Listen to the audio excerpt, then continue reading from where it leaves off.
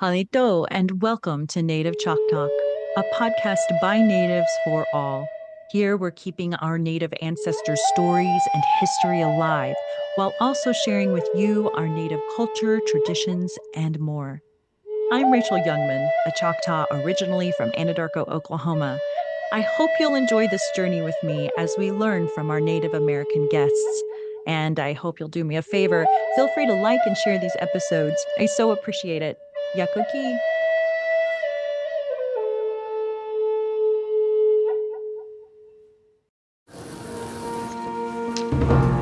I am more than a craftsman. I am more than a firefighter. More than a teacher. Than a student. A business owner. Than a leader. A healer. I am more than a champion. Choctaw Ilfinachili. Choctaw Elefanachili. I am Choctaw proud. I am Choctaw proud. I am Choctaw proud. We are the Choctaw Nation, and together we're more. You're listening to part 3 of this series. Let's shift gears a bit and talk about the big things that you're doing, and you're doing your ancestors proud. So why don't you share about the journey that you've been on, the career path you followed, and what you've done since you've gotten out of the military, starting with AB staffing. Yes. Okay. Well, that's a good one. And so I started in the military as an artilleryman, and I ended as a active duty recruiter, as an AGR recruiter, and I did that for 39 months with the military. And so when it was time to get out in 2007, I wasn't sure what I wanted to do, but I knew I had to keep recruiting. Just for the fact of all the people that I had recruited, I just felt like it was kind of like an obligation to not quit. You know what I mean? It was kind of like I have to keep recruiting just because, these people have faith in me that I was such a good recruiter in the Army. I must continue my craft, right? So I kind of felt that.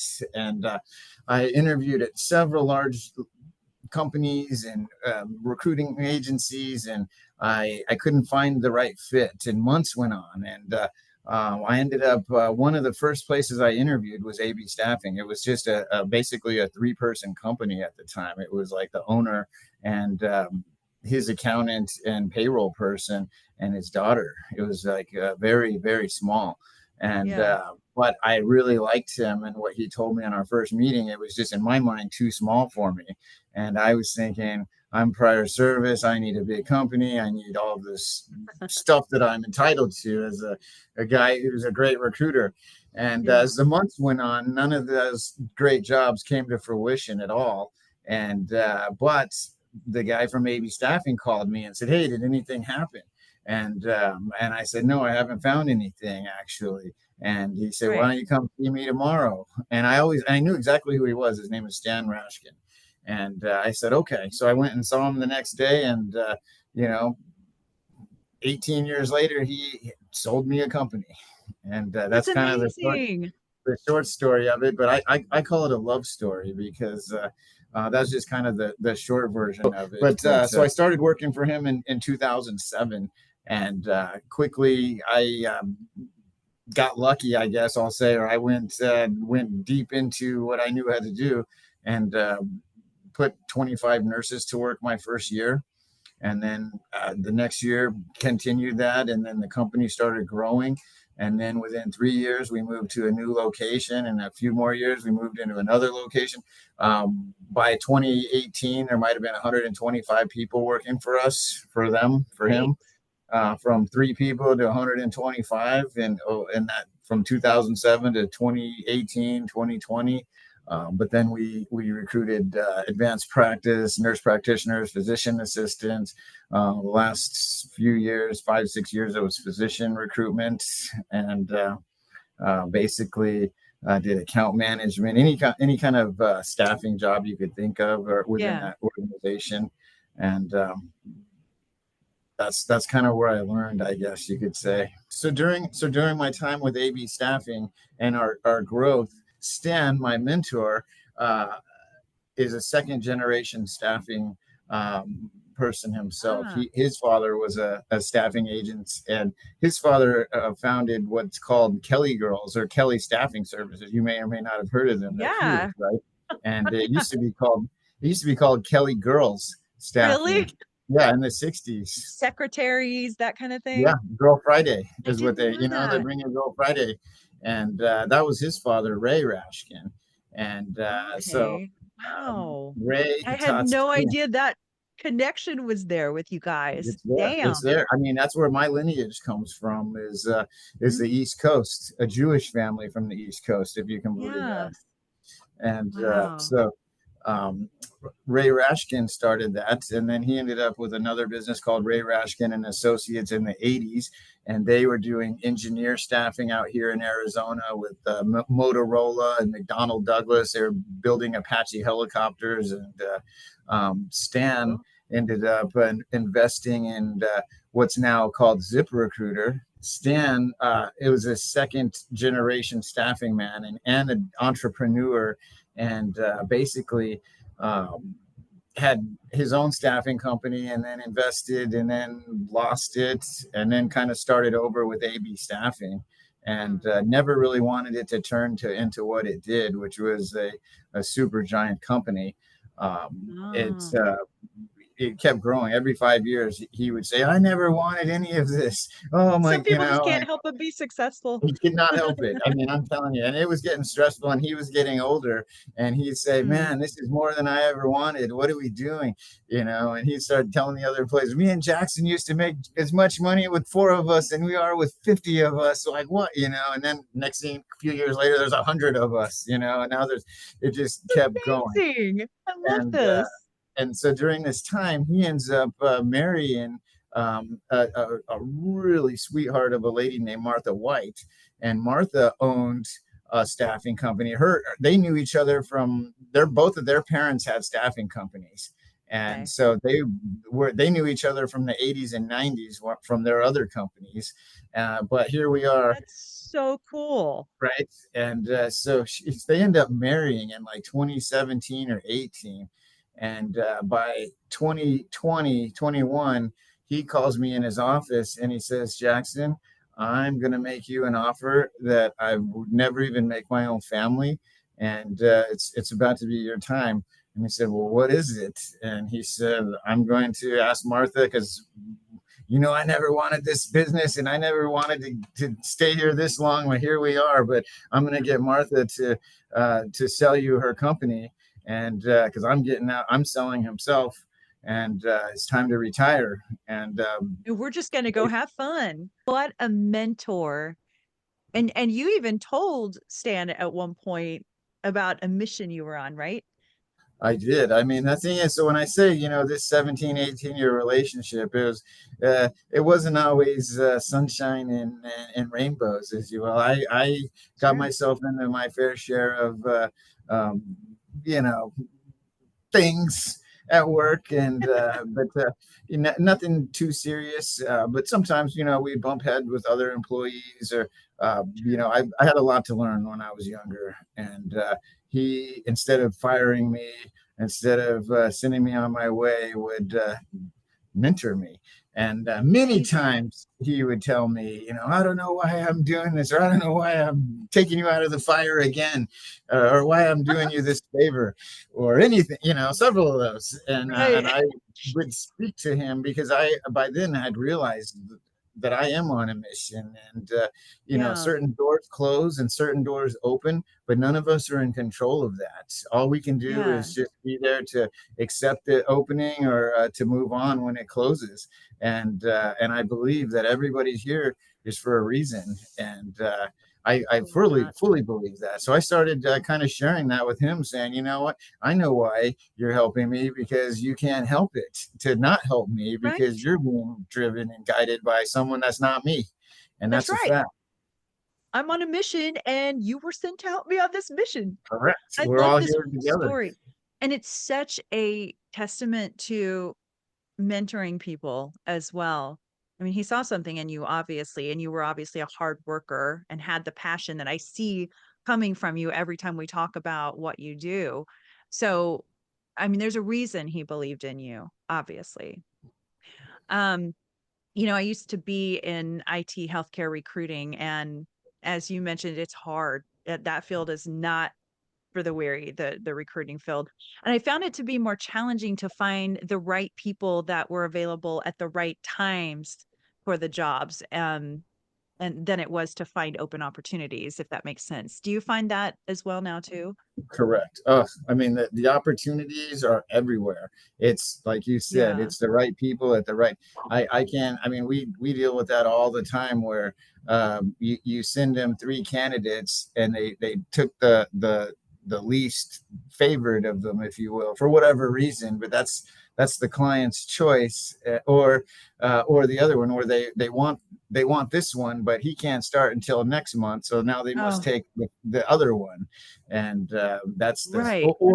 or the other one's not available, so they take the second choice, and then next thing you know, the first choice comes back around. Hey, guess what? I am available, and now it gets weird. Oh, the life of the recruiter. You just brought back so many memories. But It's the it's dating also game. fun It because, is. like, yeah, you're a hospital, say in your case, a hospital needs a doctor. Obviously, that's a big need. And then when you're able to place a doctor, you're helping them get a job. So it's amazing. It's like helping dreams in a way. I love it. I love it. I when I Yeah. was recruiting, when I that's all I did. I used to, the money was good and the relationships were good, or the feelings, especially helping people. Great. I mean, it really Yeah. is. It's very satisfying. But also, what's satisfying is as you work with these professionals, you get to know them, and they get to know you, and they get to be interested in you. And I mean, there was like when my son came home from wrestling practice and had a nasty thing on his arm, Mm. and a tournament the next day. I took a picture of it and texted it to five doctors and said, "Hey, what is this?" And within Right. 10 minutes, I had three different responses, just bang, bang, bang. Amazing. And and it's just it's a great network to have when you need it. I never thought about that. That actually is a good thing to have in your back pocket. Oh yes. We'll be back after this quick break. Are you in the medical field looking for your next opportunity? Listeners, I'm proud to introduce you to Native American veteran-owned staffing company, Worldwide Medical Staffing.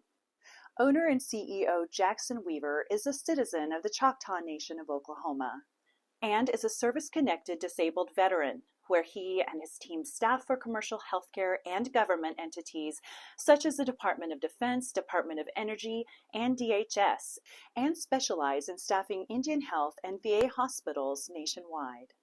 Isn't it nice to know that our veterans are being cared for by staff who have been handpicked by a veteran who's been in the staffing business for 17 years?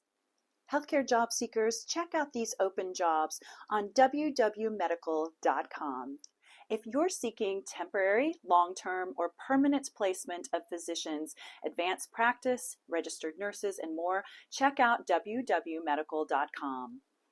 And Diakoki to our medical professionals and to those who have served our country. So, listeners, you may have heard the commercials I've aired for Jackson's company, Worldwide Medical Staffing. It's truly a pleasure to share about this company that's doing, such good things for our Native American communities and medical professionals out there. And when I heard not only Jackson's story, but also what he does in his career, it was a no-brainer. I felt like we just kind of came together at the right time. And I knew I wanted to have him on the show. And I knew I wanted to work with him any way I could, even if it was just to make mention of his company here and there where I could. So tell us more about Worldwide Medical Staffing. And then I also want to hear about the world of medical professionals in the Native American community. Yes, yes. Well, thank you for letting me share. Yeah. And I'll tell you right now, we are a staffing firm with 8 full-time recruiters. I've got 2 full-time credentialers and a billing and accounting staff. But we are fully focused on healthcare recruiting only at the moment. But we're currently in about 14 Indian hospitals and 2 VA hospitals. We're staffing nurses, physicians, nurse practitioners, pharmacists, medical techs, and paramedics and EMTs actually. So we kind of that's our niche.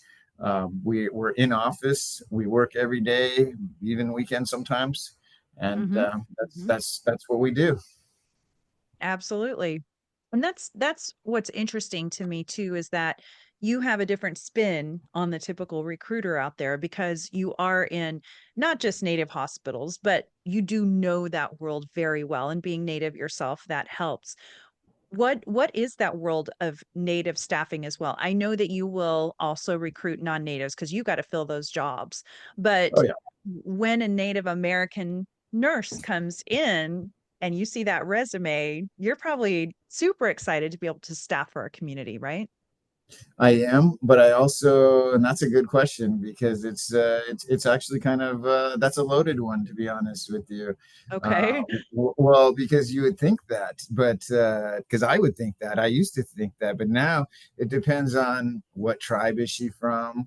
Is she looking to leave the reservation and never come back, like a lot of Oh, them do? yeah. The few that I have placed back have called me immediately and said, "Man, I moved away from this place. I'm not here to work in this old hospital with this old equipment, and this is res nursing, and basically take my job and shove it." So it depends when we get to the Yeah, it's a native whole different healthcare work. animal then. Yeah. Yes, oh, definitely, yes. I mean, natives on natives is it's a mixed bag. Let's just say that. Yeah. Interesting. Those are things I had never even thought of in your world there. Mhm. So, before we go on, if our listeners happen to be in the medical field, whether native or not, what can they do to be considered at Worldwide Medical for an open opportunity? Yes, yes. Well, that's that. Well, first they can do is just go to our website, www.medical.com, and we keep it active and updated with all of our current openings. And if there's anything that they see, they can apply directly on our website. And Okay. so that's the number one. They can also upload their resume to the website if they didn't see something they were interested in, but maybe they know of an Indian hospital or um, I tell people when they say, "Hey, can you get me into this place or that place?" It's not if, it's when. If I don't have a Okay. contract there today, I guarantee they have a need. They just haven't voiced it yet because that's kind Yes. of the nature of the business. Everybody has a need right now. It's do they have the people? And even if they have the people today, in a month from now, they might not. So that's when I just say, send me your resume and give us what you're looking for. We keep really extensive notes. We have a database here that is pretty interactive with our recruiters, so we can leave good notes and remember who you are when that Yeah. opening does present. Well, and again, I mean, that can be even if they're currently working as well, right? Because they may or may not be on the job right now, but get those resumes over to you as quickly as possible because you never know. And they might be enjoying their job right now. They may not in a year from now. And so you will always have their information ready to go, It's never lickety too split. early. It really isn't, Yeah. especially in the process with the government. It could take, if they hired you today, it may take a month for you to get started. If you're a nurse, if you're a doctor, it might Oh, take 2 months, 3 months. So yeah. there's a long process to get privileged and get the backgrounds with the government. So, and Yeah. again, I mean, you don't need a job until you need one, and that's where it's almost too late when you're out of work because then you're under the gun and you're stressing us. We Yep. don't want people out of work either, and we take it personal too. Like let's say the hospital wanted you to start Monday, but then they said, "Oh, there's a problem. We need you to start the next Monday." Well, that can be very stressful if you're out of work and haven't been working, and stressful for us Totally. too because we want to place you, and now we're Right. stressed. So it can get Yeah. tumultuous, but the more time, the better is always the best. Yeah. Well, and I've putzed around on your website, super easy and friendly. And it's not hard to figure out how to navigate that, but I'm sure they can also reach out to you if they have any questions. Yes. Mhm. That's great. So, what is it like out there these days? It's been since like 2008 since I was a healthcare IT recruiter. What's it like now? How did COVID affect healthcare and medical professionals and all that? So it's probably just like it was then. I mean, it's booming. It hasn't let up. COVID turbocharged it. and I'm talking the needs Yeah. mostly, and most, like, I bet you there's a lot of people that went into healthcare due to COVID. There's a whole True. new generation of nurse practitioners that stayed working as nurses during COVID, just because the rates were so much more for the nurses than nurse practitioners, that Mm. I'm seeing right now from my desk. There's a shortage. I have nurse practitioner openings. I have nurse practitioner applicants, but none of them have actually been a nurse practitioner ever. They've been an NP Oh, for 2 years, but they've never worked as an NP, because they've been working as nurses. And so okay. it's an interesting time when it comes to the actual market, just because we're getting back to the post COVID um, staffing levels, and the rates that were super high 3 years ago have gradually been coming down, and there's still kind of pushback with the nurses that are working, that have been working since then. Um, so it's kind of a changing time, if you will, as far as the economic side of it, but the need has not Yeah. gone away at all. And as a matter of fact, travel nursing has probably gotten more popular than ever. Before, it used to maybe kind of have a little bit of stigma to it. Oh, you're a travel nurse, you must not be able to get hired locally, or you're a travel nurse because you're on the run, or you did something, or um, I didn't know that's the that's only what place. people thought. Yeah, Wow. that's what I mean. 10 years ago, I mean, I've been doing this for so long, it used to have a really bad rap. Oh, you're Yeah. using travel nurses, you guys must be terrible. And I'm talking about the clients now, not just Right. it's just, it had a bad name to it, if you will. But now people have realized the value in it, Oh, both sides, yeah. both the nurses and the clients themselves. I have a friend and a family member who have done the travel nursing and they absolutely love it. That was their choice. They didn't want to be in one hospital all the time. And on top of that, one of them wanted to be able to travel.